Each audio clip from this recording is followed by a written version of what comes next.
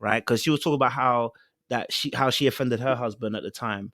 And so I'm saying that in this moment, maybe an alternative look to this particular situation would be actually to surrender, not to go on the attack.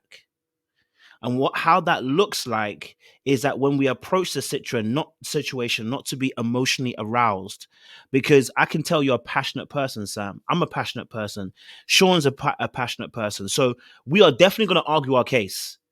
But do you see the respect that you have for me on this panel, the respect that you have respect for Sean, the respect that we have for you, the conversation always flows nicely. Whenever I have Sam on the panel, even if you're arguing with someone, Sam, when you argue with a guy, it was a very calm conversation. I never have a conversation with Sam and it's like, oh my God, I feel like I'm gonna tussle with Sam.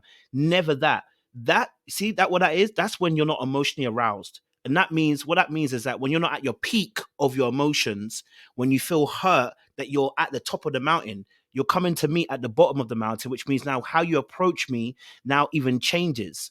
Because when you're heightened at your position where you're frustrated, I'm gonna sense that, and then I get defensive. I don't know what his trauma and triggers are. I don't know what your husband's trauma and triggers are.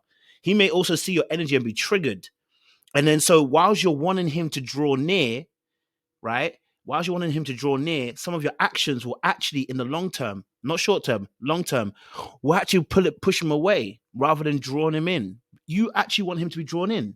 You want intimacy, not for him to go the other way. So we're saying that, and this is for men too, by the way. This is not just for women. This is men too. Approaching a situation where we are at our emotional peak doesn't often bring the right result. So it may mean that we may need to go away, take a few breaths, maybe for an hour or two, calm down. You know what I'm saying? Punch a punching bag. Okay, maybe he put his face in a punching bag, punch it a few times. Okay, and then come back and be like,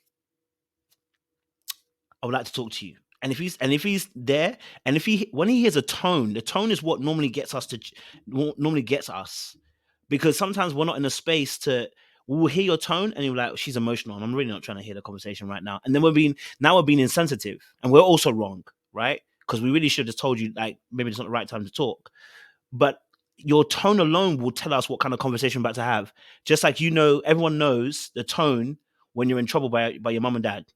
But the way they call your name, it ain't a reward. It's a punishment, or you ain't done something. The way they say your name in a particular tone, they know.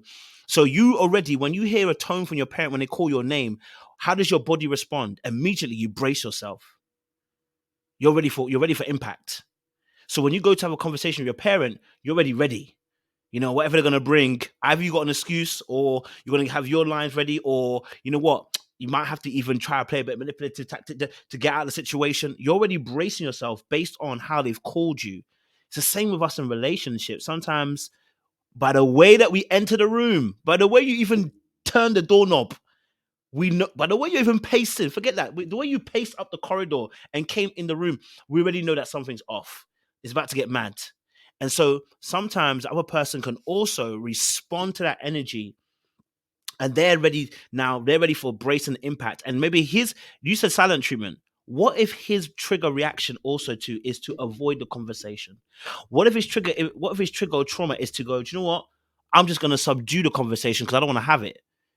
Then now both of you lose because, of course, you're not going to cook. I hear that. You might not cook. You might not clean. You might down all the tools. Like you're going to go on strike, right? But the reality is when people go on strike, they don't get paid. And I don't get my train, I don't get my bus. So we all lose in here. Do you see? So even though we go on strike for the better cause, we both lose. So that's me saying it. But I don't know. Let me get your response as well, because this is a conversation. It's not a one-way thing. This is not the impact. What's your thoughts? Because it's a conversation, and I appreciate you, Sam, for being honest and transparent. Thank you. It helps. Oh no, go for it, Sam. Go for it. Yeah. Sorry. Sorry, I thought you said Sean, then I was like, oh, I thought My bad, sorry.